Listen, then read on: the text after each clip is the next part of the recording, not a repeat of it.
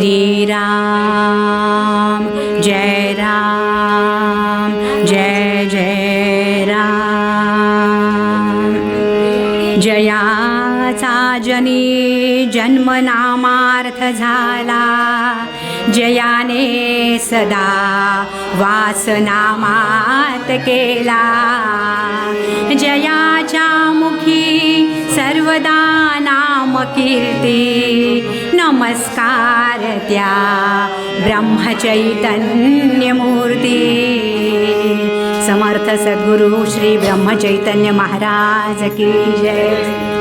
सजयति सिंदूरवदने देवो, यत्पाद पंकजस्मरणं।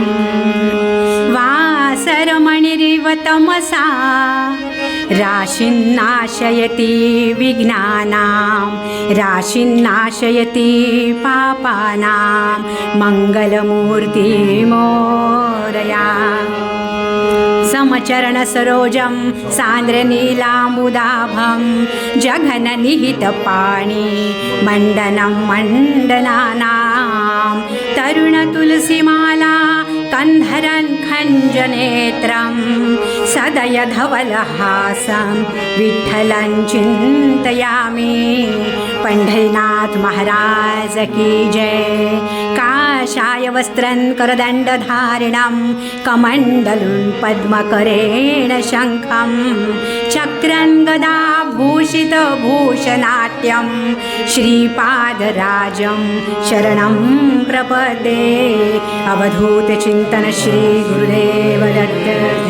नीलाञ्जनं समाभासं रविपुत्रं यमाग्रजं, छायामार्तण्डसम्भूतं तन्नमामि शनैश्वरं।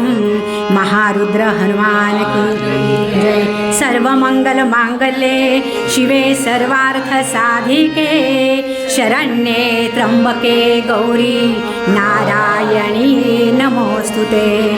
कुण्डलीकवरदा हरि विठ्ठल श्री ज्ञानदेव तुकाराम, पंढरीनाथ महाराज की जय। मंगलमूर्ति मोरया। जय जय रघुवीर समर्थ।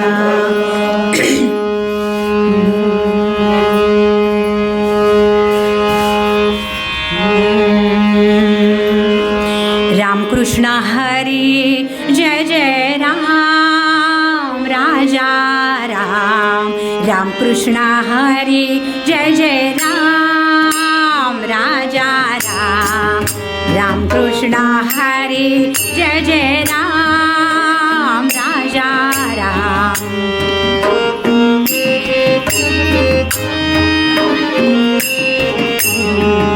रामकृष्ण हरी जय जय राम। राजा राम।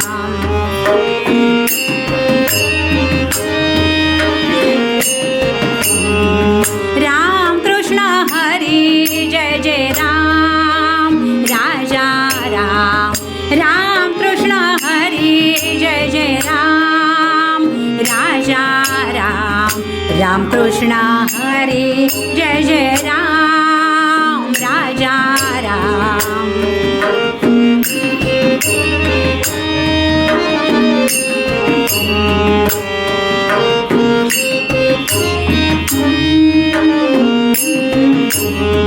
नवनीत समा नवनीत प्रिय, नवनीत समा नवनीत प्रिय। नवल विनोद विहारी राजा राम। नवल विनोद विहारी राजा राम। रामकृष्ण हरी जय जय राम। राजा राम।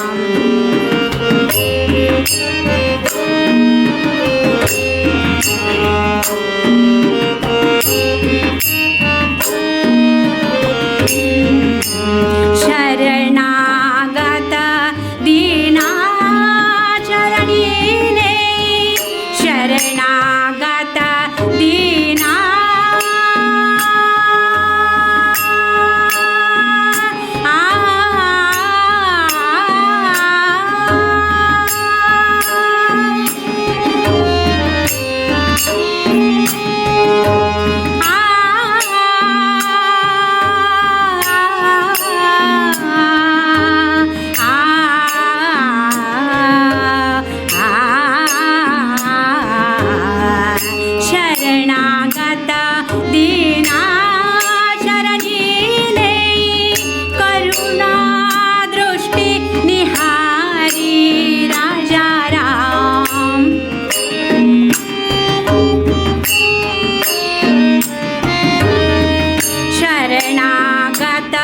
दीना चरणीने करुणा दृष्टी निहारी राजा राम करुणा दृष्टी निहारी राजा राम करुणा दृष्टी निहारी राजा राम रामकृष्ण हरी जय जय राम राजा राम रामकृष्ण हरी जय जय राम राजा राम रामकृष्ण हरी जय जय राम राजा राम रामकृष्ण हरी जय जय राम राजा राम रामकृष्ण हरी जय जय राम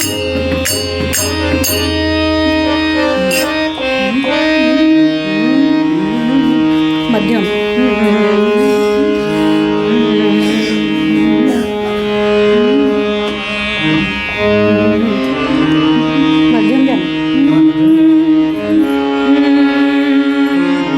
सद्गुरुनाथा तुझ्या कृपेचा सद्गुरुनाथा तुझ्या कृपेचा सतत वाहू दे झरा नाथा सतत वाहू दे झरा अनसूयेच्या सुता आता अनसूयेच्या सुता आता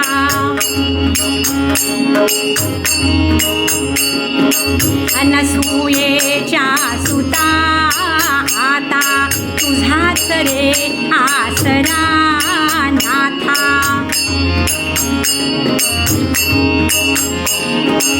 अनसूयेच्या सुता आता तुझाच रे आसरा नाथा सद्गुरुनाथा तुझ्या कृपेचा सद्गुरुनाथा तुझ्या कृपेचा सद्गुरुनाथा सद्गुरुनाथा सद्गुरुनाथा तुझ्या कृपेचा सतत वाहू दे झरा नाथा सतत वाहू दे झरा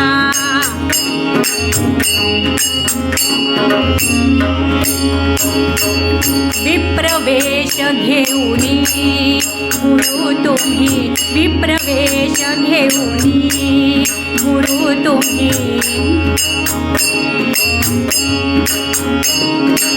विप्रवेश घेऊनी गुरु तुम्ही अत्रिगृही आला नाथा पतिव्रतेच्या पुण्याईने पतिव्रतेच्या पुण्याईने बाळतीचे झाला नाथा भक्तासाठी जन्मची अपुला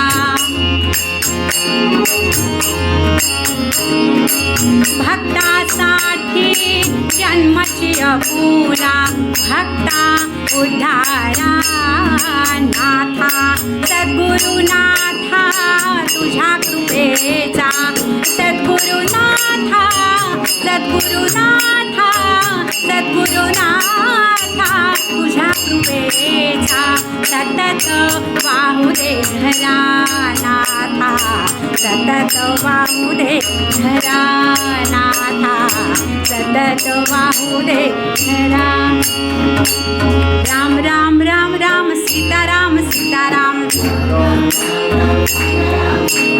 राम राम राम राम राजा राम सीताराम राम राम राम राम सीताराम सीताराम राम राम राम राम राजा राम सीताराम राम राम राम राम सीताराम सीताराम राम राम राम राम राजा राम सीताराम राम राम राम राम सीताराम सीताराम राम राम राम राम राजा राम सीताराम राम राम राम राम सीताराम सीताराम कुंडली कवरदा हरी विठ्ठल श्री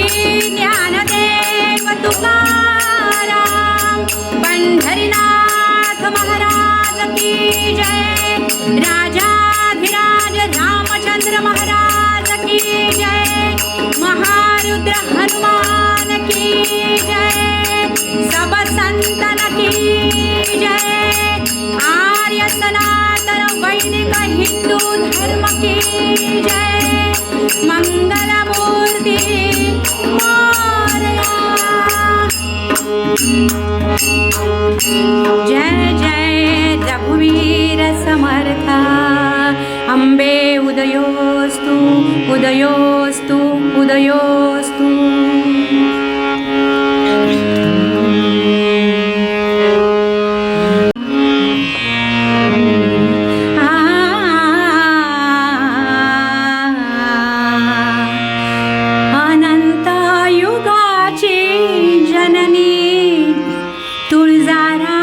वरदायिनी अनंत युगाची जननी तुळजाराम वरदायिनी।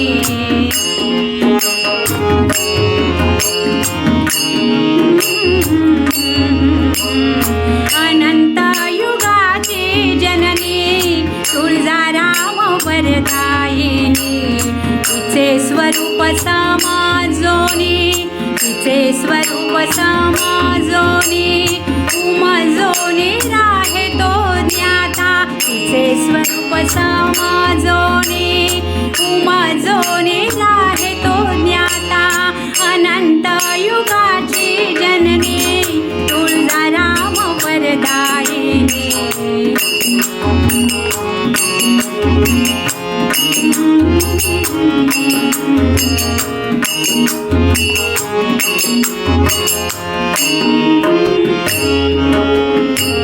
शक्ती विणे कोण आहे हे तू विचारून पाहे। शक्ती विणे कोण आहे हे तू विचारून पाहे। शक्ती विरहित न राहे, शक्ती विरहित न राहे। यश कीर्ती प्रताप अनंत युगाची जननी तुळजाराम वरदायिनी। अनंत युगाची जननी।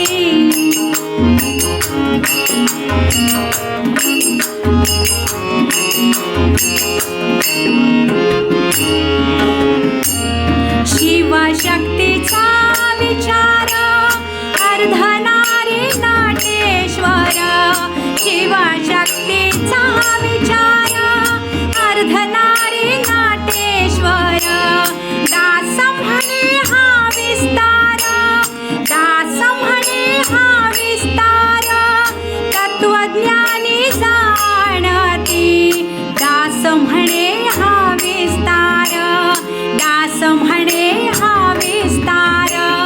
तत्वज्ञानी जाणती अनंत युगाची जननी तुळजाराम। सर्वमंगल मांगल्ये शिवे सर्वार्थ साधिके, शरण्ये त्र्यंबके गौरी नारायणी नमोस्तुते। अम्बे उदयोस्तु उदयोस्तु उदयोस्तु।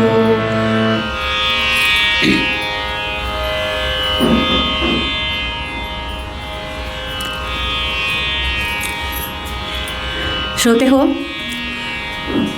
आपल्या या मंदिरापासून अवघ्या 10 मिनिटावर माझं माहेर बरं का। तपकीर गल्लीमध्ये राहणारी मी आणि तळेगावला सासर। म्हणजे पूर्वीचं पुणे जे होतं ना ते मी पाहिलेलं आहे। साधारण 30-35 वर्षांचं पुणे काय होतं आणि आत्ताचं पुणे काय भयंकर झालं आहे। म्हणजे खूप दिवसांनी खूप महिन्यांनी मी आज पुण्यावरून जाते कोल्हापूरला गोव्याला, पण उतरत नाही, उतरायची इच्छाच होत नाही पुण्यामध्ये हल्ली। खूप दिवसांनी मी आज या भागामध्ये आले। शिवाजीनगरला उतरले, ही गर्दी, कुठलाही रिक्षावाला इथपर्यंत येईना हो, त्यांना लांबचे लोक पाहिजे असतात। बरं, मग पटकन समोर बस दिसली, म्हणजे मला वाटतं 4:30 होत आले होते। पटकन समोर बस दिसली, बसमध्ये चढले आणि शनिवारवाड्यापाशी उतरले।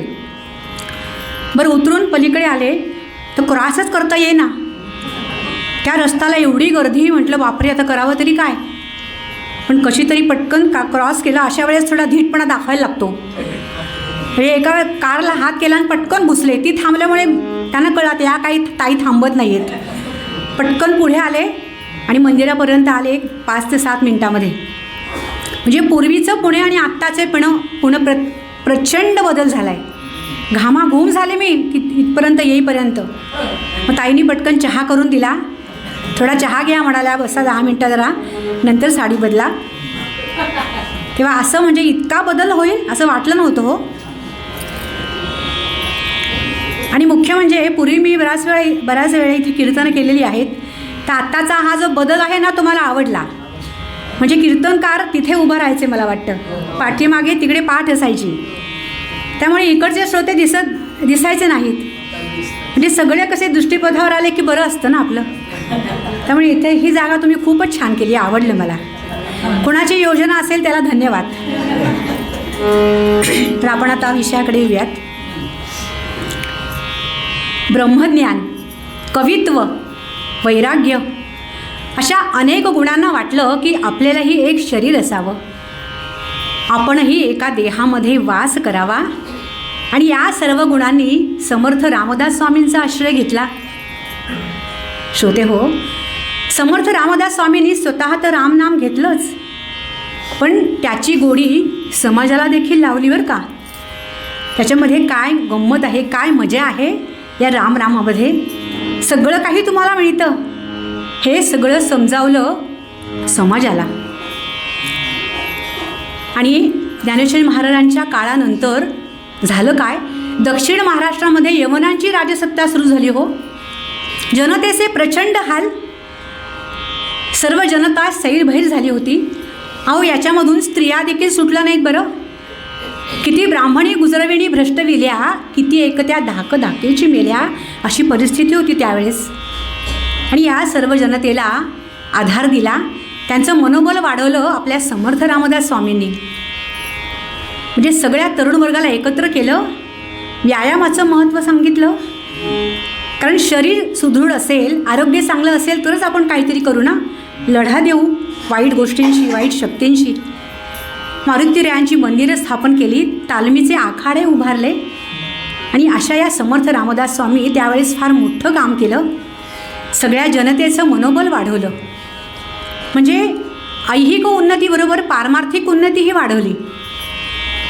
असे आपले समर्थ रामदास स्वामी. अहो एका वेळेस 1200 सूर्यनमस्कार घालायचे. अहो इथे 12 करता करताच गळून जातो हो. 12 जाऊ देत, 2 केल्यावरच खाली बसणार, अशी आपली अवस्था. 1200 सूर्यनमस्कार समर्थ घालायचे, बाप रे. आणि अशा या समर्थ रामदास स्वामींची कुलदेवता तुळजाभवानी माता. आणि तिचं गुणगान गाताना समर्थांनी फार सुंदर अभंग रचना केली आहे. अनंत युगाची जननी तुळजा रामवरदायिनी, तिचे स्वरूप समजोनी उमजोनी राहे तो ज्ञाता. शक्तिविणे कोण आहे, शक्तिविणे कोण आहे, हे तू विचारून पाहे. शक्तिविरहित न राहे यश कीर्ती प्रताप. शिवशक्तीचा विचार अर्धनारी नटेश्वर. दास म्हणे हा विस्तार तत्वज्ञानी जाणते. अनंत युगाची जननी तुळजा रामवरदायिनी. फार सुंदर अभंग. साधारण माणसाचा स्वभाव कसा असतो पहा.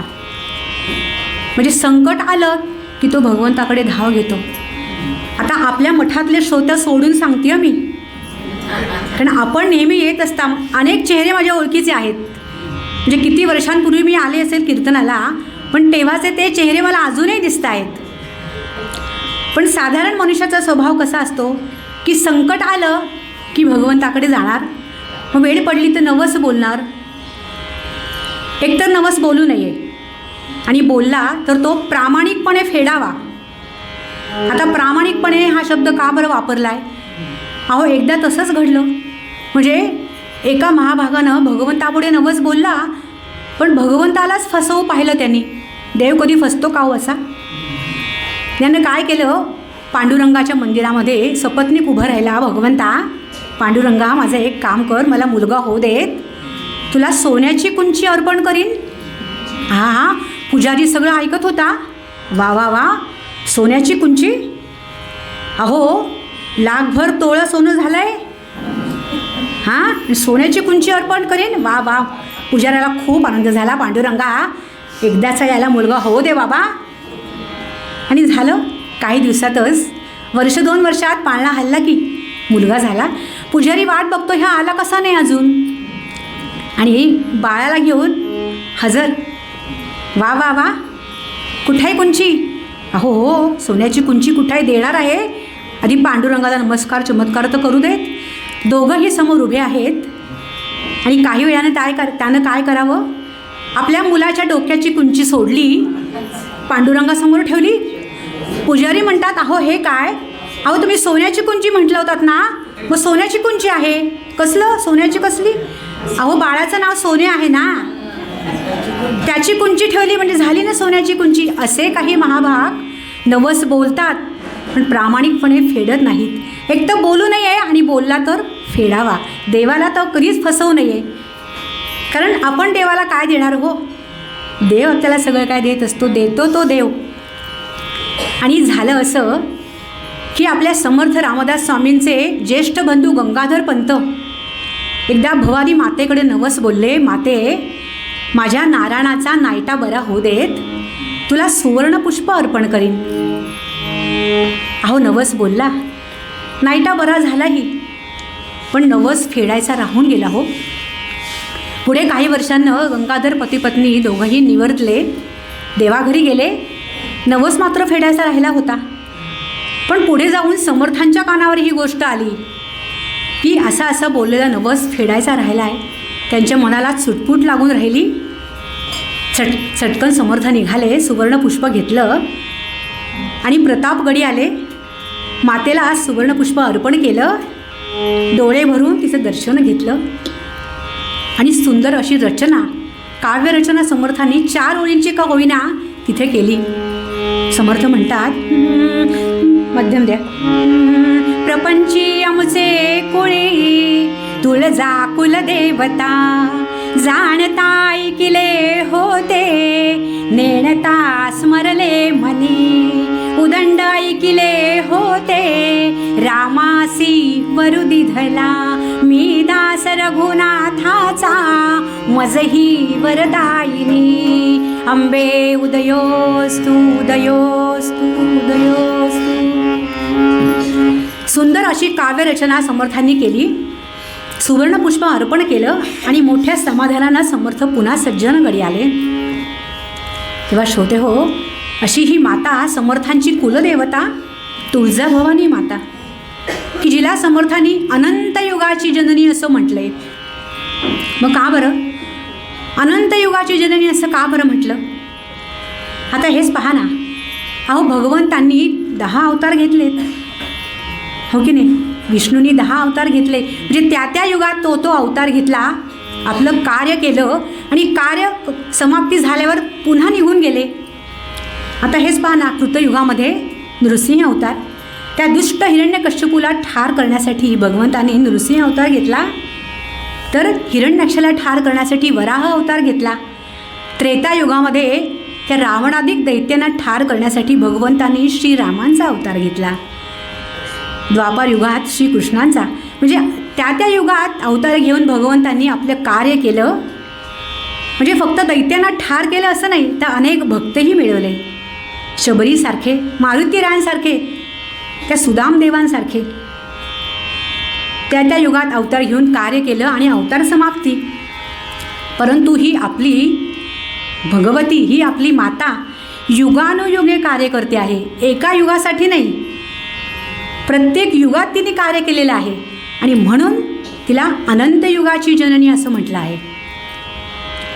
श्रोते हो, पूर्वीच्या काळी दशावतार सगळ्यांना पाठ असायचे बरं का, तोंडपाठ असायचे. का बरं? पाठ्यपुस्तकात होते का? मुळीच नाही. तर पूर्वीच्या काळी ज्यावेळेस घरी कुठलं शुभ कार्य असायचं ना, त्यावेळेस हे दशावताराचं मंगलाष्टक म्हटलं जायचं आणि त्यामुळे ते दशावतार पाठ होते. मत्स्य कत्स्य वराह नारसिंह वामन परशुराम श्रीराम श्रीकृष्ण बौद्ध आणि कल्की. मग गुरुजी कसं म्हणायचे बरं? मत्स्यापासुनी चारते नरहरी, पर्यंत झाले कृती त्रेती वामन परशुराम तिसरा श्रीराम सीतापती ऐसे हे अवतार सात मग तो द्वापारीचा आठवा श्रीकृष्ण कलिमाजी बौद्ध नववा कलकी असे 10वा शुभमुहूर्त सावधान. म्हणजे असं मंगलाष्टक त्या काळी म्हटलं जायचं घरोघरी आणि त्यामुळे सगळ्यांचे हे दशावतार तोंडपाठ असायचे. आता मात्र विचार करावा लागतो. मत्स्य, कत्स्य, वराह, नारसिंह असे बोटावर मोजून पटापट येत नाहीत. तेव्हा अशी ही माता युगानुयुगे कार्य करणारी अनंत युगाची जननी असं तिला म्हटले आपल्या समर्थ रामदास स्वामींनी. आणि पुरातन काळामध्ये ना कायम देव आणि दैत्य यांचं युद्ध व्हायचं बरं का. आणि प्रत्येक वेळेस देवांचा पराजय व्हायचा आणि दैत्य जिंकायचे, अतिशय दुष्ट. मग सगळेजण कंटाळले हो. सगळे ऋषीमुनी सगळे देव एकत्र आले आणि त्या भगवतीची प्रार्थना केली, माते काहीतरी कर ग, अगं या दैत्यांचा नाश कर, तू प्रकट हो, तुझ्या शक्तीची आवश्यकता आहे. सगळ्यांनी मातेचं स्मरण करावं, तिची स्तुती करावी.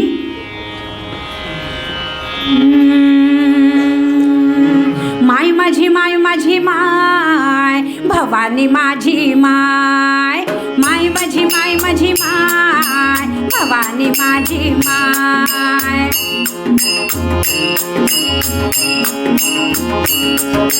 माय माझी माय माझी माय ललिता माझी माय.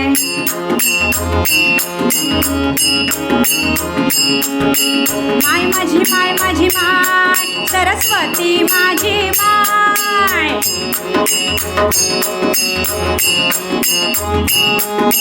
माय माझी माय माझी माय अंबा माझी माय.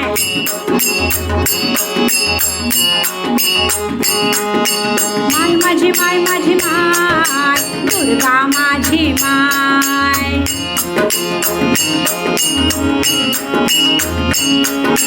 माय माझी माय माझी माय चंडिका माझी माय.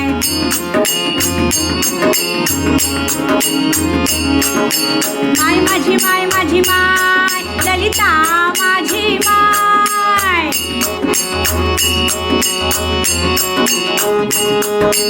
माय माझी माय माझी माय दुर्गा माझी माय सरस्वती माझी माय ललिता माझी माय.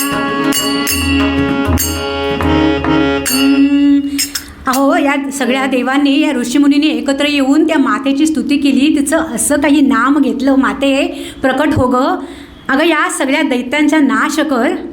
आणि ही माता प्रकट झाली, दयेचा सागर हो. हा काय तिचं रूप होतं. कशी होती बरी आपली माता.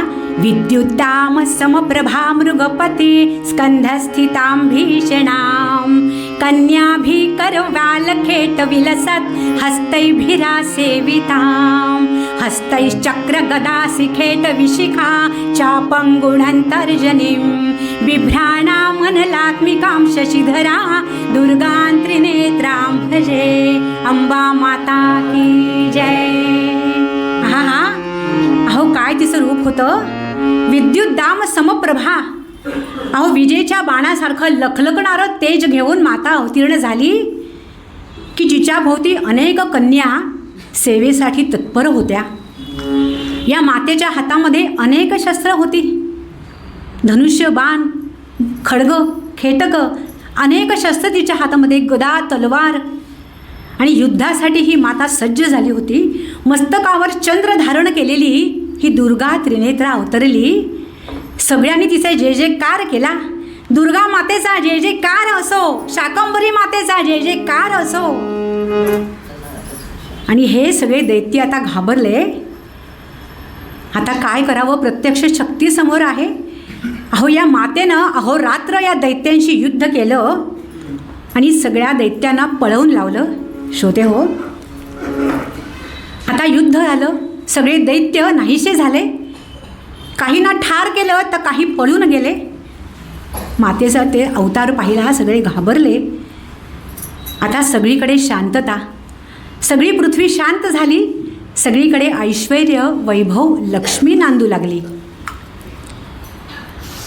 पण असं म्हणतात ना की जर लक्ष्मी चिरकाल टिकायची असेल तर फार महत्त्वाचं वाक्य आहे पहा हे. लक्ष्मी जर चिरकाल टिकायची असेल तर तिथे सरस्वती हवी. श्रोते हो, म्हणजे लक्ष्मी कुठल्या मार्गाने आली आहे यावर पुढचं सगळं अवलंबून असतं. ती लक्ष्मी जर एखाद्याला फसवून एखाद्याच्या तळतळाटाची असेल तर ती आपल्याला लाभत नाही, ती अनेक नुकसान करून जाते. मग त्यासाठी तिथे काय पाहिजे? प्रामाणिकपणा पाहिजे, सरस्वती पाहिजे, तरच ती लक्ष्मी योग्य रीतीने राहते आपल्याकडे. आता हेच पहा ना, आपण लहान मुलांना त्यांच्या लहानपणीच देवीची ओळख करून देतो. आपण एक गोष्ट सांगतो बघा त्यांना, आठवते का? त्याच्यामध्ये लक्ष्मी देवी आहेत. प्रामाणिक लाकूड तोड्या, आठवली ना? अत्यंत सुंदर आणि सोपी गोष्ट, एक लाकूड तोड्या. प्रत्येक आजी त्यावेळेस सांगते आपल्या नातवाला, बरं का रे, तुला लक्ष्मीदेवीची कथा सांगते. एक लाकूड तोड्या होता, लाकडे तोडायला रानात जायचा. एकदा त्याची कुऱ्हाड पडते विहिरीमध्ये, बिचारा रडू लागतो. एवढीच एक कुऱ्हाड होती माझी, आता मी काय करू? आणि त्या विहिरीतून एक माता प्रकट होते. अरे बाबा, का रडतोस? माते, अगं माझी कुऱ्हाड विहिरीत पडली. ती माता बुडी मारते आणि सोन्याची कुऱ्हाड काढते. चक चक चक चक चक चक, गाडगिळांचं 24 कॅरेट हातामध्ये सोन्याची कुऱ्हाड. बाळा घे ही तुझी कुऱ्हाड, रडू नकोस रे. माते, अगं माझी कुऱ्हाड अशी सोन्याची नव्हती गं, ती तर लोखंडाची होती. ठीक आहे, पुन्हा बुडी मारते, चांदीची कुऱ्हाड काढते. अहो हिरे जडित रत्नांनी जडलेली अशी कुऱ्हाड देते, पण तो घेत नाही. नाही नाही माते, माझी साधी लोखंडाची कुऱ्हाड ती मला दे, म्हणजे मी लाकडे तोडीन आणि उदरनिर्वाह करीन. माता प्रसन्न होते. वा वा वा. अहो इतकी प्रसन्न होते की सोन्या नाण्यांनी भरलेला हंडा त्याच्या स्वाधीन करते. अरे बाबा, हे धन तुझंच आहे. का बरं देवी? का ही लक्ष्मी माता का खुश होते? कारण या लाकूड तोड्याच्या जिभेवर सरस्वती असते. तो खोटं बोलत नाही. म्हणजे जर लक्ष्मी हवी असेल, चिरकाळ टिकायला हवी असेल, तर तिथे सरस्वती हवी, प्रामाणिकपणा हवा. हे महत्त्वाचं. श्रोते हो, मग अशाच या लक्ष्मीनं, या अंबाबाईनं आपल्यावर कृपा करावी म्हणून आपण तिच्यासाठी एक जोगवा म्हणूयात. आजचा दिवस खूप सुंदर आहे पहा. म्हणजे आज शाकंभरी पौर्णिमा आणि त्यानिमित्ताने मला इथे कीर्तन सेवा करायला मिळते. हे खरंच माझं भाग्य आहे. आले आले आले तुझ्या दारात ग आईचा जोगवा मागत. आले आले आले तुझ्या दारात ग आईचा जोगवा मागत. आले आले आले तुझ्या दारात ग आईचा जोगवा मागत.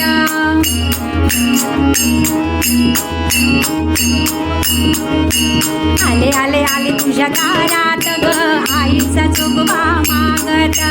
कोल्हापूरची अंबाबाई, कोल्हापूरची अंबाबाई, माहुरगडची रेणुकाई. कोल्हापूरची अंबाबाई, माहुरगडची रेणुकाई. तुळजापूरची अंबा तुकाई, तुळजापूरची अंबा तुकाई. ये ये ये धावत ग आईचा जोगवा मागत. ये ये ये धावत ग आईचा जोगवा मागत. आले आले आले तुझ्या दारात ग आईचा जोगवा मागत.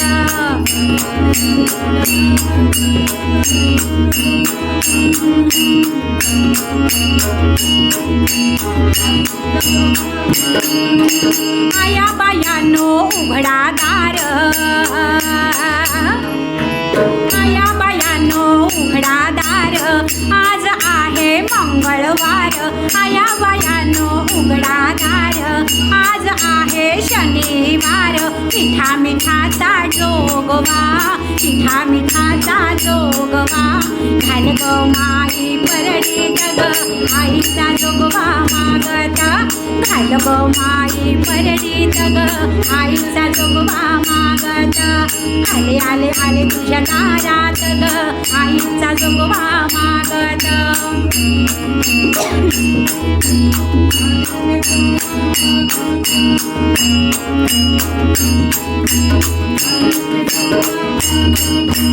दिवटी बुधली तेल घाला, दिवटी बुधली तेल घाला, हातामध्ये पोत पेटला. दिवटी बुधली तेल घाला, हातामध्ये पोत पेटला. भूतानाच तो तालात ग आईचा उदो उदो गरजात, भूत्यानाच तो तालात ग आईचा उदो उदो गरजात.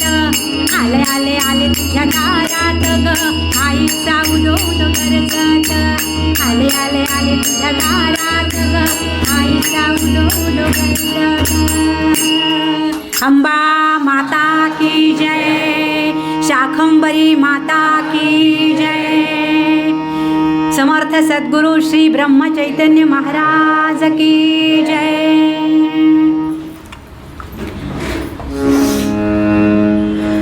श्रोते हो, समर्थ आपल्या अभंगात पुढे लिहून जातात, शक्तिविणे कोण आहे. पण त्याआधी आपण एक अजून महत्त्वाची गोष्ट पाहणार आहोत. समर्थ अजून एके ठिकाणी लिहून जातात, तुळजा राम वरदायिनी, अनंत युगाची जननी तुळजा राम वरदायिनी. एखादी महत्त्वाची गोष्ट सांगायची राहून जायला नको असं वाटतं, हो की नाही. मग या तुळजा मातेला समर्थांनी राम वरदायिनी असं का बरं म्हटलंय. फार सुंदर कथा आहे पहा. कैलासावर शंकर पार्वती सारीपाट खेळत होते, पण पार्वती देवींच्या लक्षामध्ये आलं आज काही महादेवांचं लक्ष सारीपाट खेळण्यात नाही आहे. आता कुठलाही खेळ असू देत, खेळाडूंचं लक्ष असेल तरच डाव रंगतो, हो की नाही. पार्वती देवीने विचारावं, महादेवा कैलासनाथा, अहो तुमचं लक्ष आज सारीपाटाकडे नाही आहे, तुम्ही मुखाने काहीतरी पुटपुटत आहात, कुणाचं नाम घेत आहात. महादेव म्हणतात, अगं पार्वती तुला ठाऊक नाही का, अगं मी श्रीरामांचं नाम घेतो आहे. श्रोते हो, या महादेवांच्या मुखामध्ये सतत श्रीरामांचं नाम असायचं बरं का. म्हणजे कैलासावर ध्यानस्थ असू देत किंवा कुठे वॉकिंगला जाऊ देत, तरी मुखामध्ये सतत राम नाम. मग आपण नको का घ्यायला, आपल्या महाराजांचं आवडतं, हो की नाही. श्रीराम जय राम जय जय राम, श्रीराम जय राम जय जय राम, श्रीराम जय राम जय जय राम, श्रीराम जय राम जय जय राम, श्रीराम जय राम जय जय राम, श्रीराम जय राम जय जय राम, श्रीराम जय राम जय जय राम, श्रीराम जय राम जय जय राम, श्रीराम जय राम जय जय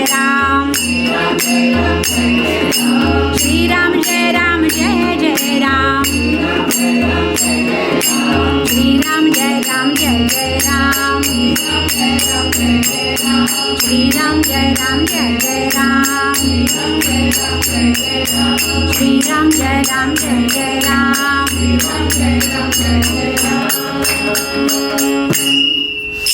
अहो सतत महादेवांच्या मुखात श्रीरामांचं नाम असायचं. अगं पार्वती देवी तुला ठाऊक नाही का, अगं मी सतत रामांचं नाम घेत असतो. काय सांगता, श्रीराम ते दाशरथी पुत्र, अहो ते तर सीतामाईंना कोणीतरी पळून दिले म्हणून सगळीकडे विमनस्क अवस्थेत फिरता आहेत, आणि त्या श्रीरामांचं नाम तुम्ही घेता. अहो मला नाही पटत. अहो स्वतःची पत्नी देखील ते सांभाळू बापरे. अगं अगं काय बोलतेस पार्वती, अगं जरा विचार करून बोल. तू तो आदी माया, तुला सगळेजण आदी माया म्हणतात, जगदंबा म्हणतात, आणि असं काय बोलतेस. अगं माझ्या रामाचा अधिकार तू समजली नाहीस गं अजून, तुला ठाऊक नाही आहे म्हणून तू अशी बोलती आहेस असं म्हणता का. महादेवा जातेस ना, हातच्या कंकणाला आरसा कशाला, आत्ताच जाते आणि रामांची परीक्षाच घेते कशी. पार्वती देवी चटकन निघाल्या आणि श्रोते हो, त्यावेळेस झालं काय, त्या दुष्ट रावणानं सीतेला पळवून नेलं होतं. आपले श्रीराम सगळीकडे फिरत होते विमनस्क अवस्थेमध्ये. त्या पशुपक्ष्यांना वृक्षवेलीने विचारत होते, माझ्या सीतेला कोणी पाहिलं का हो, कुठे गेली माझी सीता, सीते तू कुठे आहेस ग. अहो काय त्यांची मानसिक अवस्था होती. सीतेवर अतिशय प्रेम. एक पत्नी एक वचनी एक बाणी श्रीरामानं म्हटलं आहे. संध्याकाळची वेळ, सुंदर असं चांदणं पडलं होतं. पण आपले श्रीरामप्रभू लक्ष्मणाला म्हणतात, अरे बाबा लक्ष्मणा, ते चांदणं आवर रे, मला सहन होत नाही आहे. आता इतकं प्रखर असतं का चांदणं. म्हणजे किती प्रेम होतं सीतामाईंवर. ज्याला त्याला विचारत होते, माझ्या सीतेला कोणी पाहिलं का हो, सीतेला कोणी पाहिलं का हो. आणि अशा वेळेस या पार्वती देवी तिथे आल्या. सीतामाईंचं रूप घेतलं आणि लांब उभ्या राहिल्या. फिरता फिरता लक्ष्मणाचं लक्ष गेलं. अरे अरे दादा, ते पहा वहिनी, अगं सीता वहिनी तू कुठे होतीस, तुला किती शोधलं आम्ही. श्रीरामांनी लक्ष्मणाला थांबवलं. अरे लक्ष्मणा थांब, अरे एवढी गडबड करू नकोस बाबा. अरे ती आपली सीता नाही आहे, तुझी वहिनी नाही आहे. मग अरे ती तर आदी माया पार्वती देवी आहे, तिथेच थांब.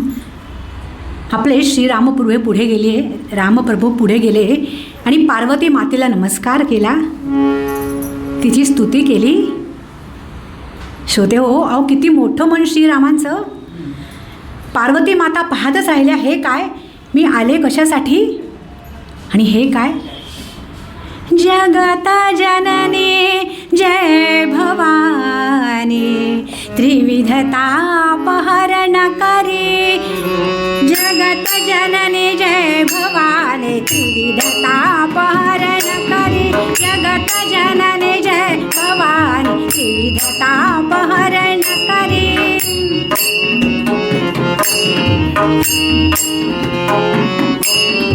जगत जननी जय भवानी त्रिविधतापहरण करी.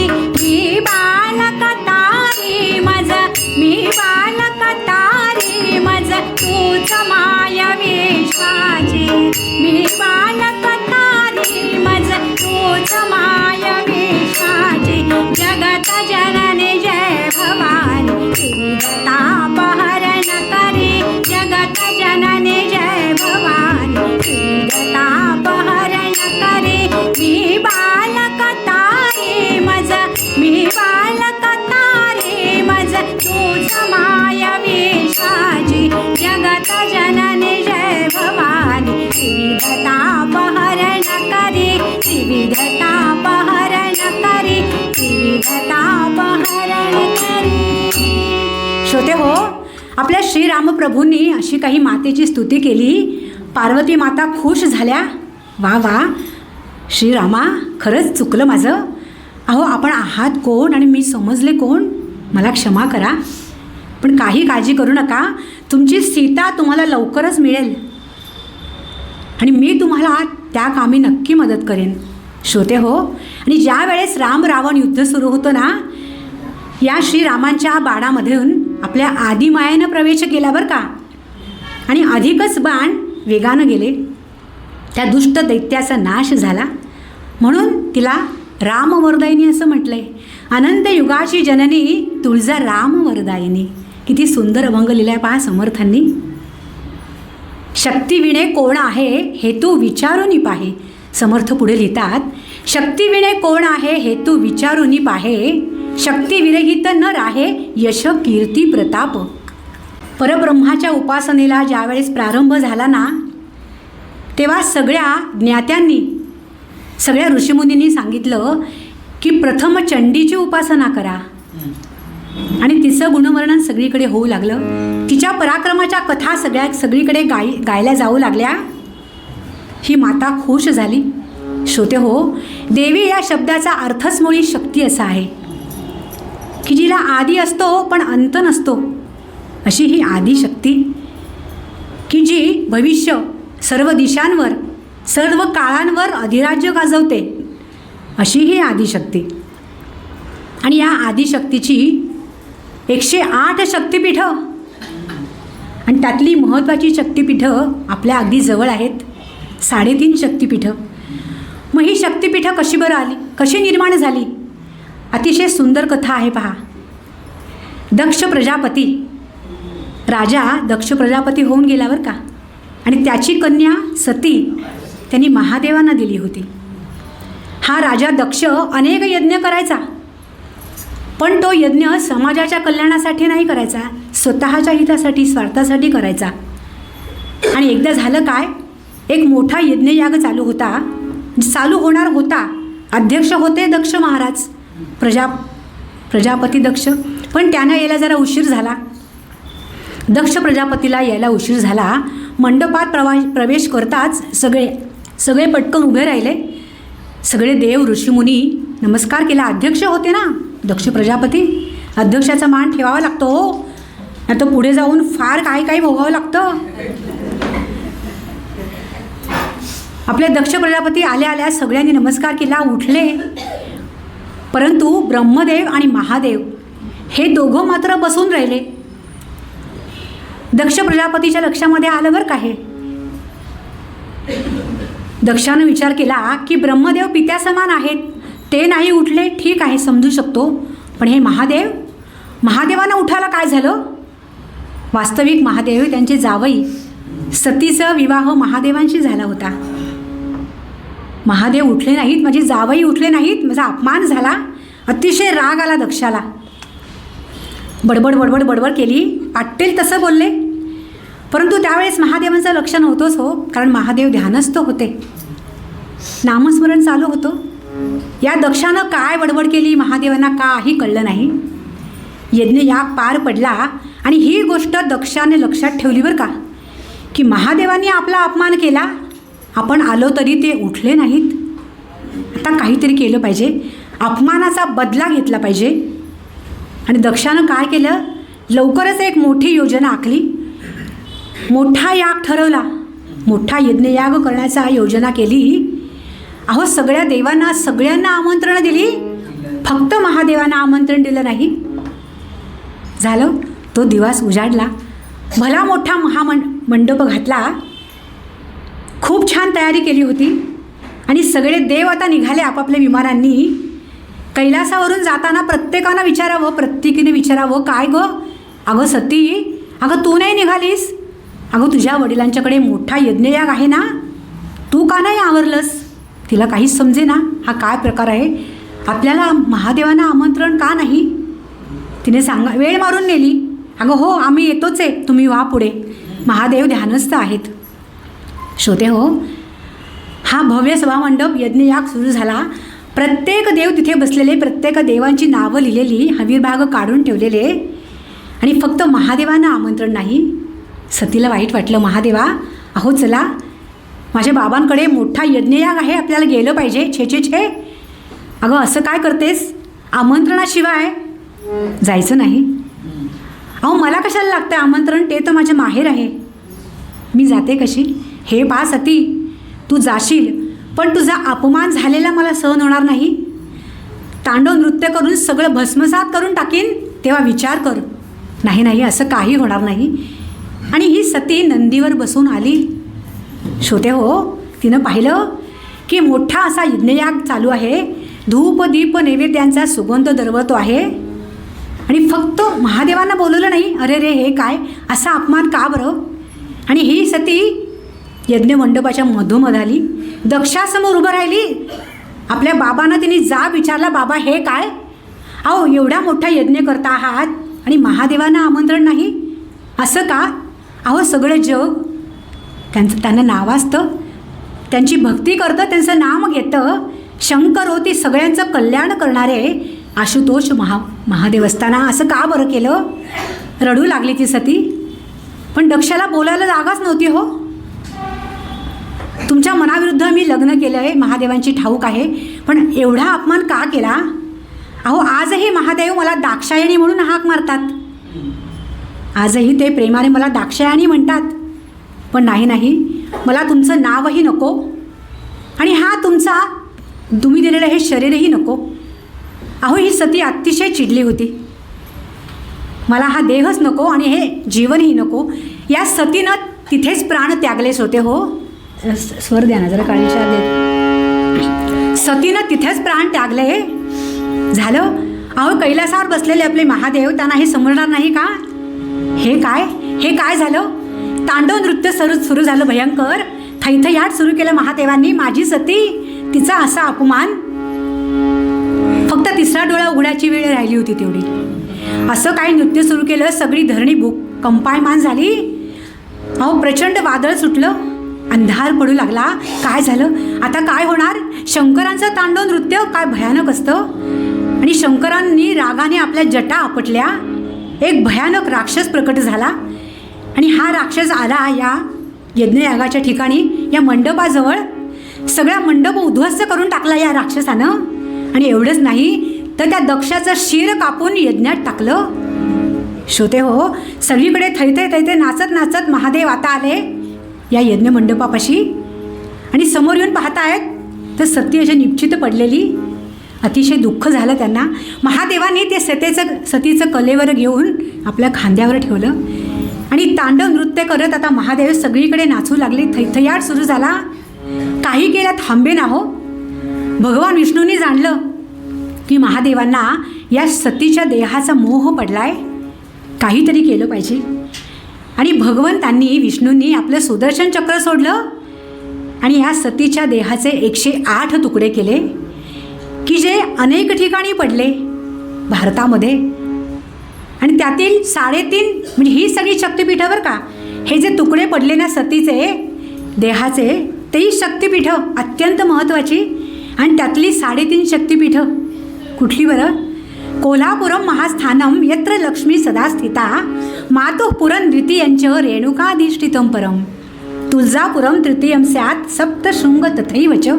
अत्यंत महत्त्वाची 3.5 शक्तिपीठं. अहो, कोल्हापूरची अंबाबाई, माहूरगडची रेणुका आई, तुळजापूरची अंबा तुळजामाता आणि सप्तशृंगगडावरील वणीची देवी, ही 3.5 शक्तिपीठं निर्माण झाली. श्रोते हो, या सप्तशृंगगडावरील वणीच्या देवीला अर्धपीठ असं का बरं म्हणतात? आता ही माता आहे डोंगरावर. आपण गेला असाल, आता रोपवे पण झालाय. ही माता डोंगरावर असल्यामुळे तिला पूर्ण प्रदक्षिणा घालता येत नाही आणि त्यामुळे हे अर्धपीठ. आणि कोल्हापूरची अंबाबाई, अहो, आपलं महाराष्ट्राचं कुलदैवत की ज्याला दक्षिण काशी असं म्हटलं जातं. अत्यंत सुंदर मंदिर आपण पाहिलं असणारच. आणि या मंदिरामध्ये गाभाऱ्यासमोर, गाभाऱ्याच्या बाहेर अजूनही अनेक सुंदर मंदिरं आहेत, छोटी छोटी.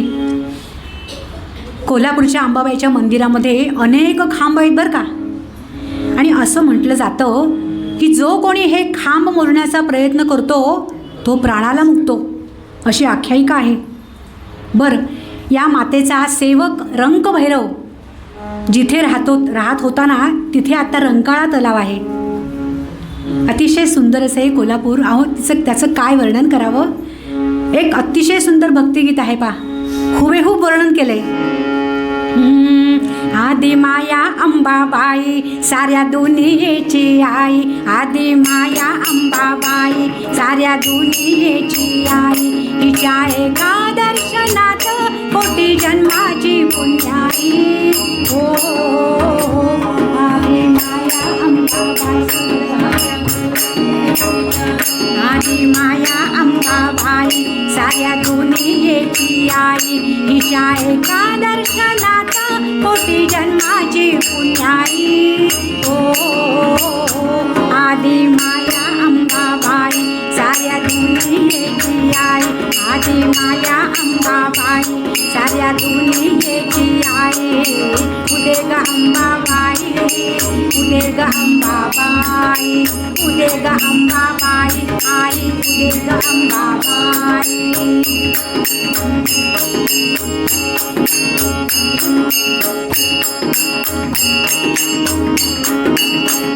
क्षेत्र नामवंत एक नाव कोल्हापूर, त्याचं नाव कोल्हापूर, त्याचं नाव कोल्हापूर. अगणित खांबा मंदिर राहील मंदिर, उभं राहील मंदिर, उभं राहील मंदिर. नाना दैवते भोवती देवी मधोमध राही. हो, आदि माया साऱ्या दुनियेची आई आजी माया अंबाबाई, साऱ्या दुनियेची आई उदे ग अंबाबाई, उदे ग अंबाबाई, उदे ग अंबाबाई आई, उदे ग अंबाबाई, उदे ग अंबाबाई, उदे ग अंबाबाई. अशी ही कोल्हापूरची अंबाबाई महाराष्ट्राचं कुलदैवत. एकदा तरी जाऊन तिची खण्या नारळांनी ओटी भरावी हे मात्र नक्की. आणि महत्त्वाचं म्हणजे आपली जी कुलदेवता आहे तिचं तर कायम स्मरण ठेवावं. वर्षातनं एकदा वेळ काढून तिच्यासाठी त्या ठिकाणी जाऊन तिची ओटी भरावी. म्हणजे वर्षभर आपल्याला काही काळजी नाही, सगळी संकटं दूर जातात. कारण काळजी करणारी आपली कुलदेवता असते, तेव्हा तिला कधी कधी विसरू नये बरं का. महत्त्वाच्या कामाला बाहेर पडताना तिचं स्मरण नक्की करावं. आपल्या महाराजांनी ते सांगितलंच आहे, माझ्या श्रीरामाला कधी विसरू नका. श्रीरामाला तर विसरू नकाच, पण आपल्या कुलदेवतेचं पण स्मरण ठेवा, हे महत्त्वाचं. श्रोते हो, कोल्हासूर नावाच्या दैत्याचा वध केला आणि आपली अंबाबाई कोल्हापुराला स्थायिक झाली. दक्षिण काशी असं म्हटलं जातं. माता माहूरगड निवासी रेणुका माता, ती कशी काय बरं आली? तिची पण कथा प्रसिद्ध आहे. परशुरामांची जननी. मग कशी बरं तिथे आली ती? आता आजचा दिवस हा महत्त्वाचा शाकंभरी पौर्णिमा आहे. मग सगळं काही देवीबद्दलच बोलावं असंच ठरवून आले होते मी. अहो, इक्ष्वाकू कुळातील राजा रेणू आणि याची मुलगी रेणुका आता ही विवाहाला योग्य झाली. मग तिच्यासाठी स्वयंवर रचलं गेलं. अनेक मोठे मोठे सुंदर सुंदर राजकुमार आले होते. पण आश्चर्य याचं की या रेणुकेला कुठल्याही राजाशी विवाह करायचा नव्हता, तर तिला विवाह करायचा होता ऋषीमुनींशी.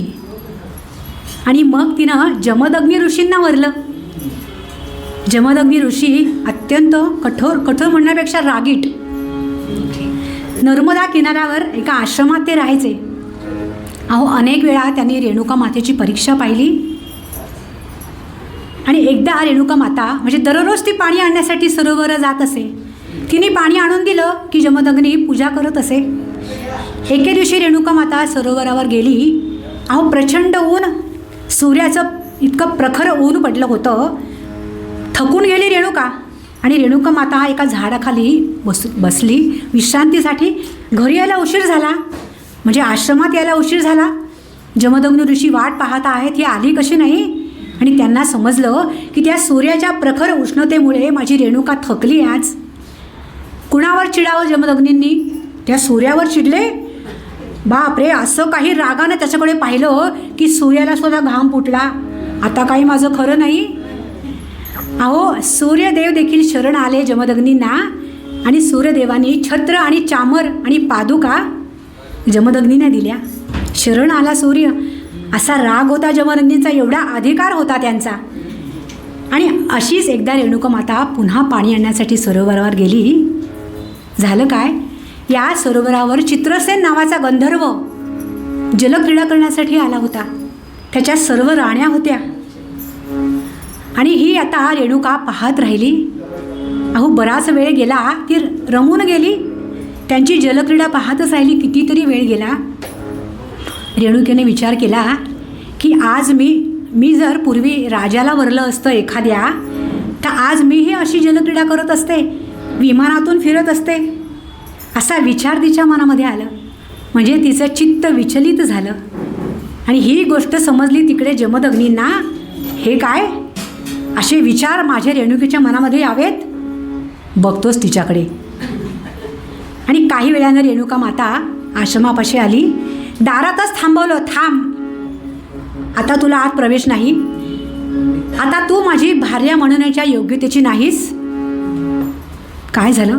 अगं, काय झालं? मला सगळं काही समजलं बरं का. त्या चित्रसेन गंधर्वाची जलक्रीडा पाहत होतीस? नाही नाही, ते विचार मनामध्ये येत होते.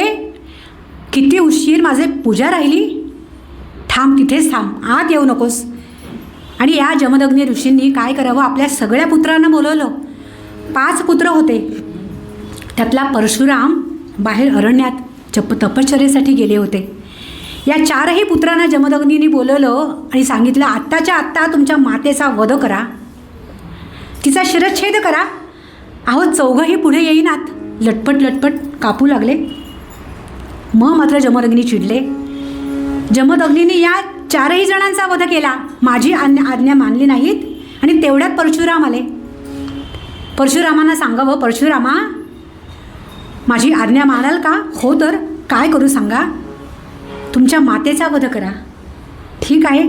आपल्या बाबांची पित्याची आज्ञा शिरसावंद मानत आपल्या या परशुरामांनी रेणुकेचा वध केला, शिरच्छेद केला. श्रोते हो, म्हणजे बाजूला ते 4ही भाऊ आणि इकडे आपली माता, काय अवस्था झाली असेल परशुरामांची. आणि आपले जमदग्नी खुश झाले. परशुरामा, तू माझी आज्ञा मान्य केलीस, बोल तुला काय हवंय. आपले परशुराम पित्याचा अधिकार जाणत होते. बाबा मला काही नको, या सगळ्यांना पुन्हा जीवदान द्या, या सगळ्यांना पुन्हा जिवंत करा, हेच मला हवंय. आपल्या जमदग्नींनी संजीवनी युद्धेच्या आधाराने पुन्हा सगळ्यांना जिवंत केलं. झालं. पुन्हा परशुराम तपश्चर्येसाठी बाहेर. आणि त्यावेळेस एकदा झालं काय, हैहय वंशाचा राजा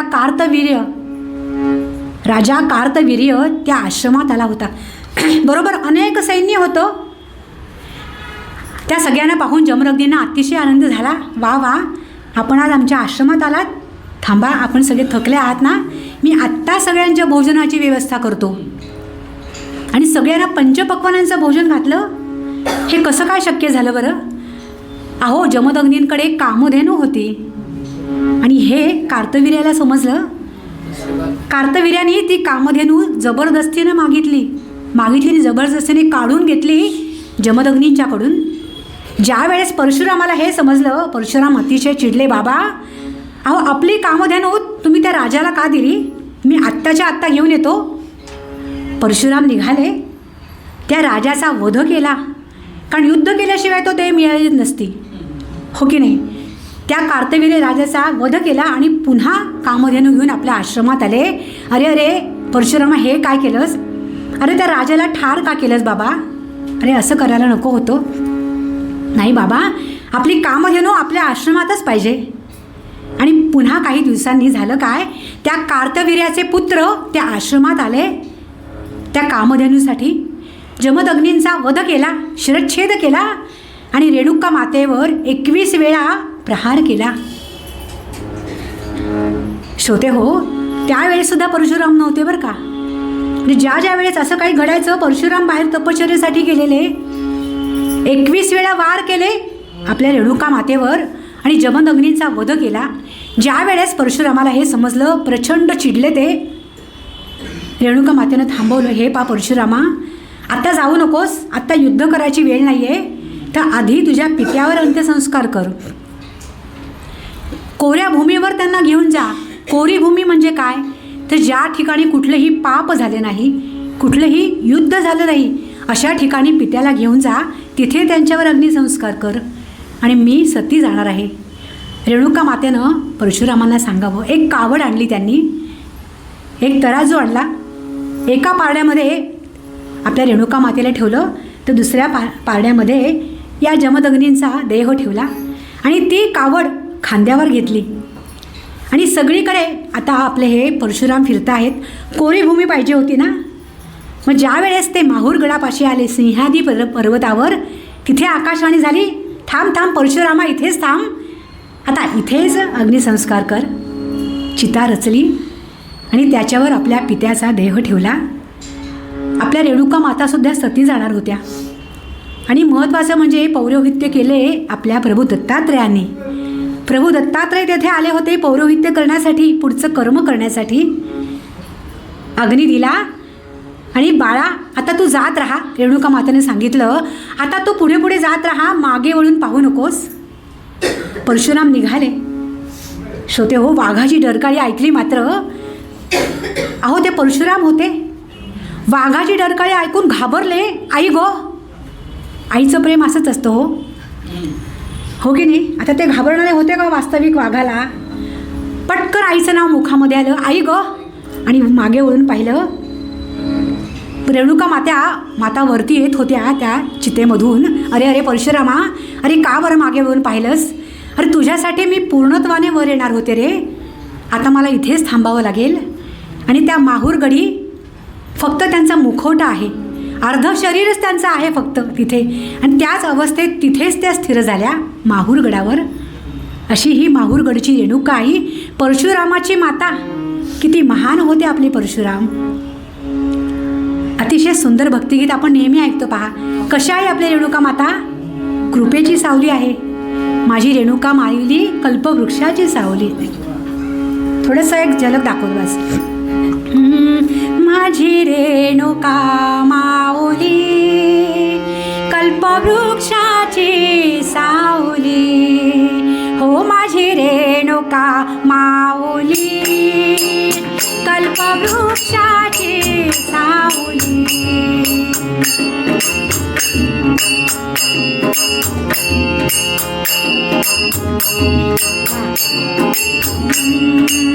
माझी रेणुका माऊली कल्पवृक्षाची सावली, जैसी वत्सा लागी गाय तैसी अनाथांची माया, जैसी वत्सा लागी गाय तैसी अनाथांची माया. माझी रेणुका माऊली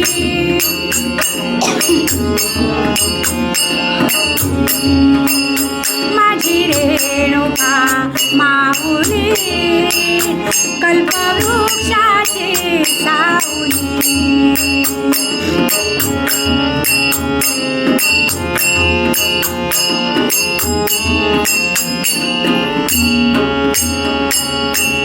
हाके सरशी घाई घाई, हाके सरशी घाई घाई, वेगे धावतसे पायी, वेगे धावतसे पायी. आली तापल्या उन्हात नाही आळस मनात, आली तापल्या उन्हात नाही आळस मनात. माझी रेणुका माऊली कल्पवृक्षाची सावली, हो माझी रेणुका माऊली कल्पवृक्षाची सावली.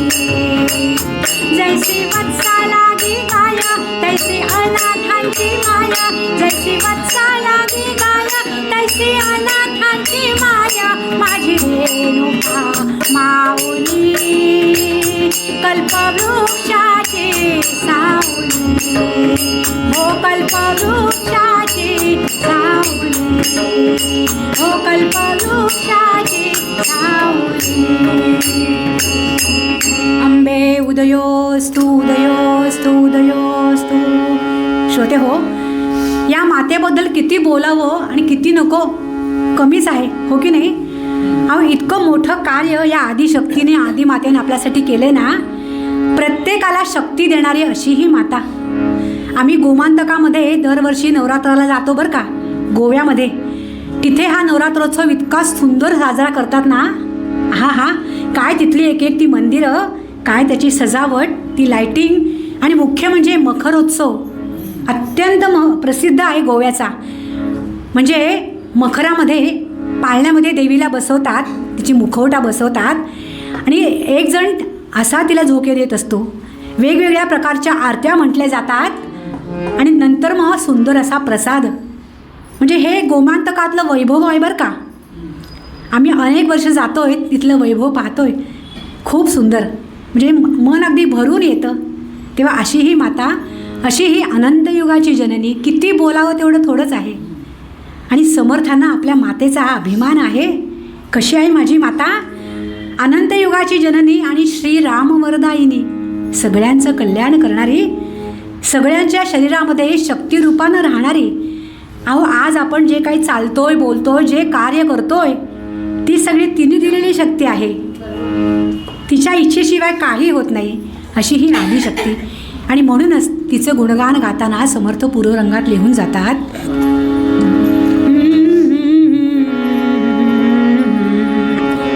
अनंत युगाची जननी तुळजाराम वरदायिनी अनंत युगाची जननी तुळजाराम वरदायिनी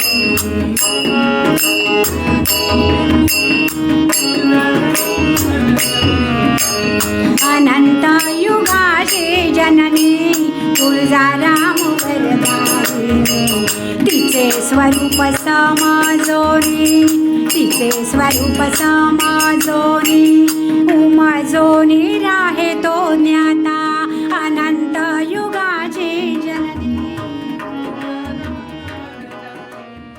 श्रीराम जय राम जय जय राम श्रीराम जय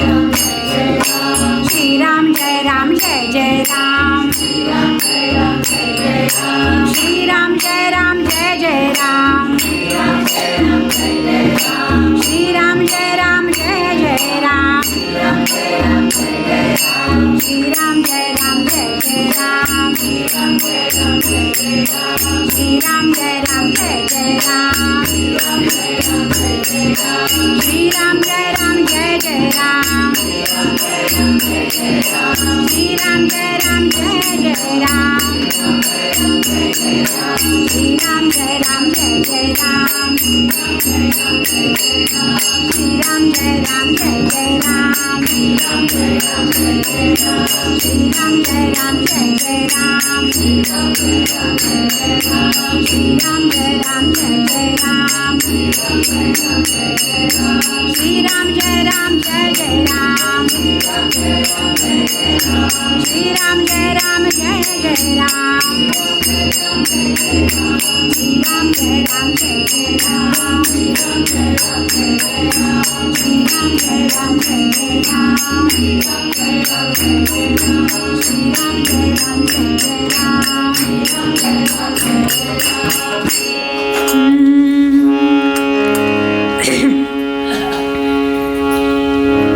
श्रोते हो, आजचा महत्त्वाचा दिवस शाकंभरी पौर्णिमा.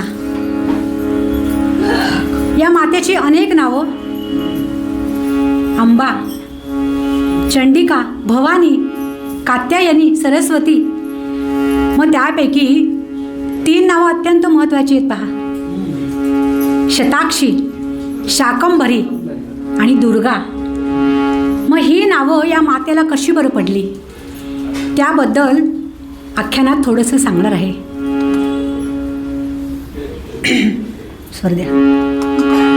रुरु नामे त्या दैत्या लागी, रुरु नामे त्या दैत्या लागी, रुरु नामे त्या दैत्या लागी, दुर्गम पुत्र झाला. रुरु नामे त्या दैत्या लागी, दुर्गम पुत्र झाला. आपण सर्वे सर्वा भावे, आपण सर्वे सर्वा भावे, इच्छा से त्याला साधोजी राजा राजा राम कहो.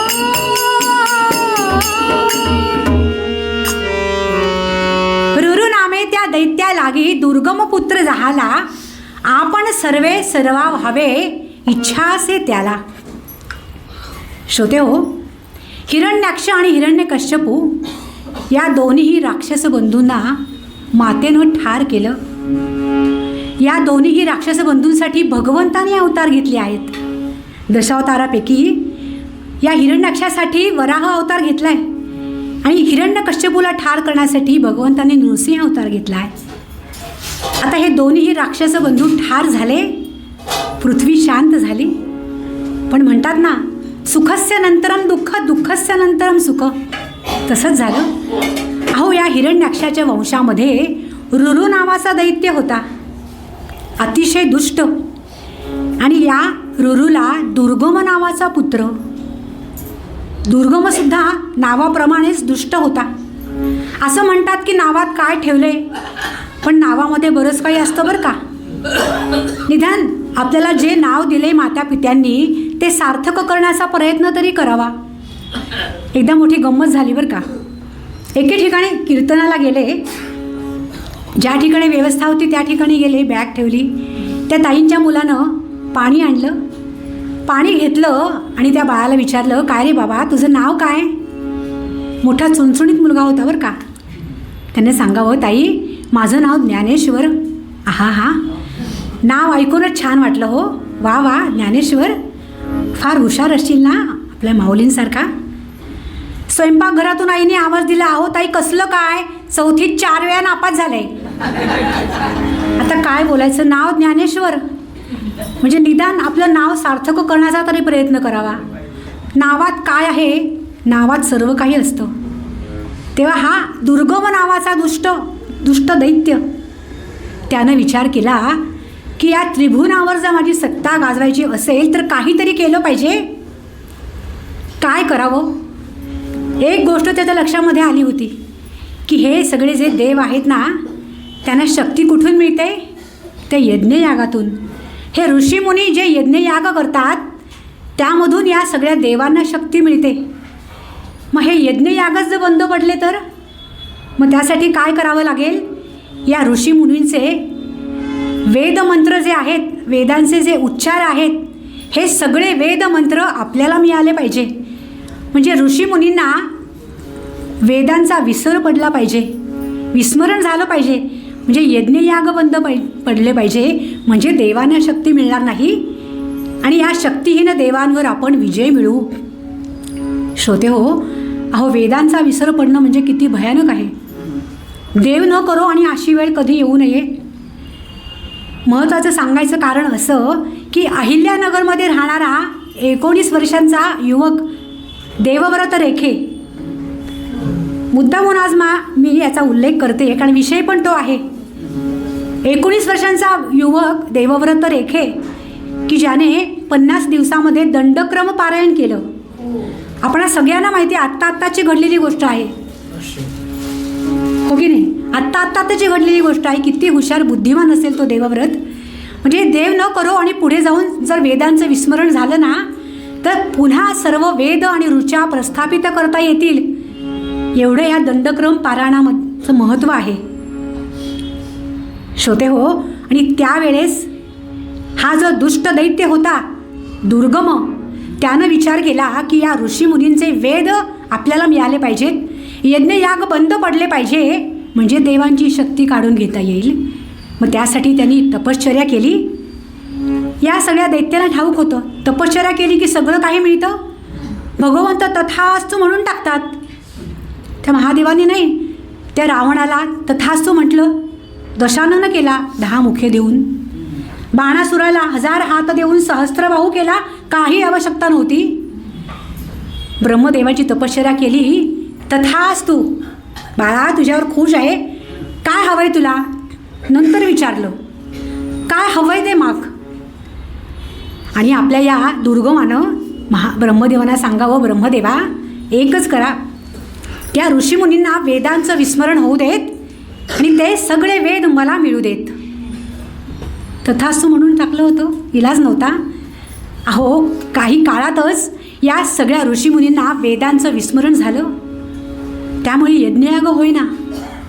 यज्ञयाग बंद पडल्यामुळे झालं काय? पाऊस थांबला हो. पृथ्वीवर सगळीकडे हाहाकार, सगळीकडे दुष्काळ पडला. प्यायला पाणी नाही, खायला अन्न नाही. अहो प्रेतांचे ढीगच्या ढीग उठू लागले. श्रोते हो, सगळीकडे हाहाकार झाला. सगळे देव, सगळे ऋषी एकत्र आले आणि शक्तीची आराधना केली, शक्तीची प्रार्थना केली. माते पुन्हा तुझी आवश्यकता आहे ग, आता तरी ये, आम्हा सगळ्यांना वाचव, या पृथ्वीचं रक्षण कर. सगळ्यांनी देवीची करुणा भाकली. श्रोते हो, करुणेचा सागर तिला म्हटले, कल्पवृक्षाची सावली मातेला म्हटले. मग माता येणार नाही का? अहो काही क्षणात तिथे माता प्रकट झाली. काय तिचं रूप मगाशीच सांगितलंय. विद्युत दाम सबप्रभा मृगपती स्कंदस्थितम बीचनाम. पुन्हा विजेच्या बाणासारखं लखलखणारं तेज घेऊन माता अवतीर्ण झाली. हातामध्ये अनेक प्रकारची शस्त्र होती. नाही, पण यावेळेस शस्त्र नव्हती बरं. काय होतं सांगणार आहे. श्रोते हो, ही माता आली. या सगळ्या पृथ्वीची अवस्था तिने पाहिली हो. आपल्या 1000 नेत्रांमधून त्या मातेनं अश्रू डाळले.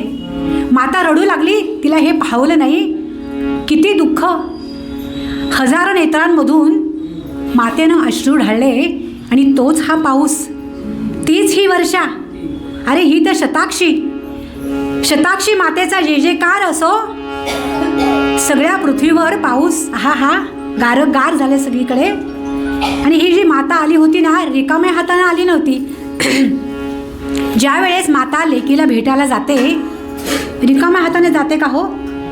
ही माता सुद्धा तशीच बरंच काय घेऊन आली होती. शस्त्र नव्हती आणली तिने, तर काय आणलं होतं? अनेक प्रकारचे कडधान्य, अनेक प्रकारच्या भाज्या, फळावर सगळं काही माता घेऊन आली होती. आणि तिने सगळं पेरून टाकलं भूमीवर. हा सगळीकडे हिरवंगार झालं. अरे ही तर शाकंभरी मातेचा जय जयकार असो.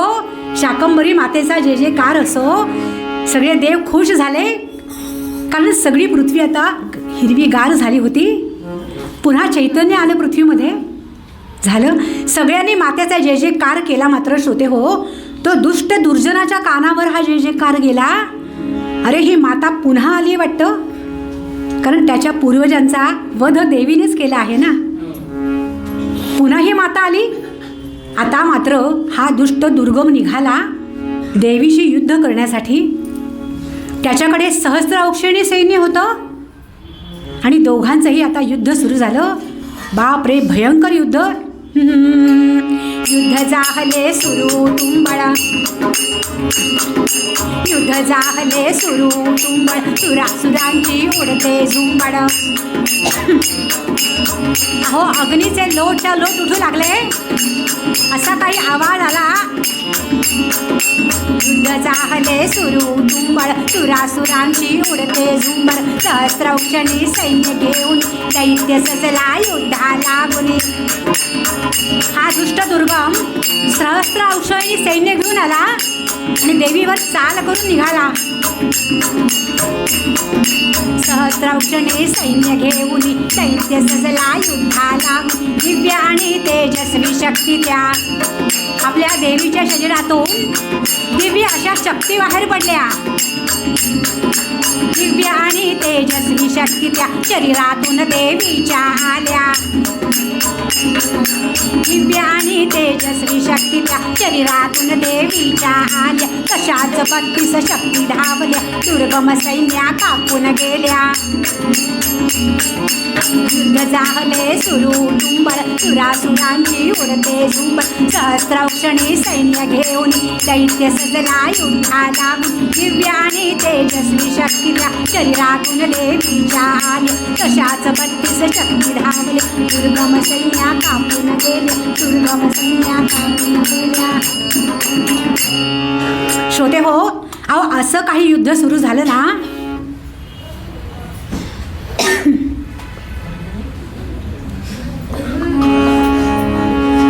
आपलं सैन्य घेऊन हा दुर्गम देवीवर चाल करून गेला.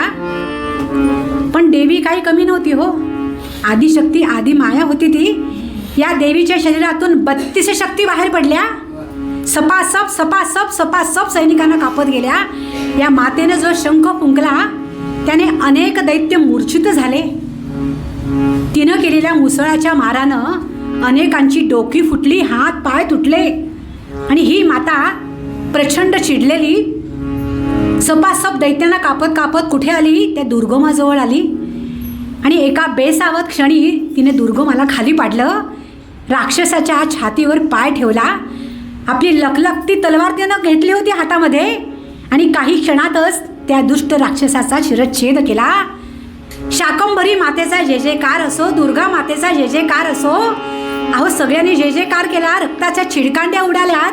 त्या दैत्याच्या शरीरातून देवी नाहून निघाली. वा वा वा. सगळे देव आता पुन्हा शांत झाले, निश्चिंत झाले की दुष्ट दैत्याचा आता वध केलाय मातेनं. आता पुन्हा पृथ्वी शांत होईल. आणि तसंच झालं. उरलेले सगळे सैनिक पळून गेले. जे होते ते मृतावस्थेत. तिकडे त्या दैत्याचा देह छिन्न विच्छिन्न पडलेला आहे. त्या मातेला शांत व्हायला कितीतरी काळ लोटायला लागला आणि पुन्हा ही माता शांत झाली. सगळ्यांनी जय जयकार केला. श्रोते हो, अहो अशी ही माता प्रत्येक वेळेस तिने अनेक देवांना येऊन मदत केलेली आहे. अशा अनेक कथा सांगितल्या जातात. प्रत्येक वेळेस या देवांना देखील या आदिमातेच्या शक्तीची जरुरी लागली आहे. आणि अशा या मातेला आपले समर्थ रामदास स्वामी काय म्हणतात? अनंत युगाची जननी, की प्रत्येक युगात अवतार घेऊन कार्य करणारी, दुष्ट शक्तींचा नाश करणारी अशी ही माता तुळजाराम वरदायिनी. आणि अशा मातेचं स्मरण आपण ठेवूयात. श्रीराम नाम तर घेऊयातच, पण सतत मातेचं पण स्मरण करूयात, कारण ती आपल्याला शक्ती देणारी आहे. आणि म्हणूनच मोठ्या अभिमानानं आपले समर्थ रामदास स्वामी पूर्वरंगात सांगून जातात. सर्ज द्या.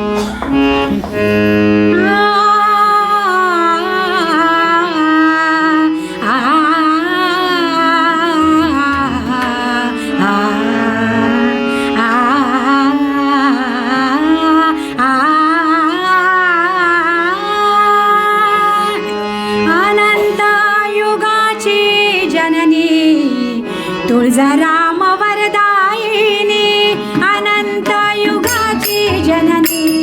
तुळजाराम वरदायिनी, अनंत युगाची जननी. तुळजाराम वरदायिनी.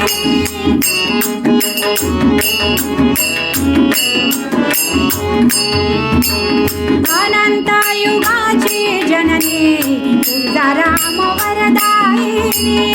तिचे स्वरूप समाजोनी, उमाजोनी राहतो ज्ञाता. तिचे स्वरूप समाजोनी, उमाजोनी राहतो ज्ञाता. अनंत युगाची जननी. तुळजाराम वरदायिनी, अनंत युगाची जननी. तुळजाराम वरदायिनी. तुळजाराम वरदायिनी. तुळजाराम वरदायिनी. पुंडलिक वरदा हरी विठ्ठल, श्री ज्ञानदेव तुकाराम, पंढरीनाथ महाराज की जय. अंबे उदयोस्तु, उदयोस्तु, उदयोस्तु. श्रीराम.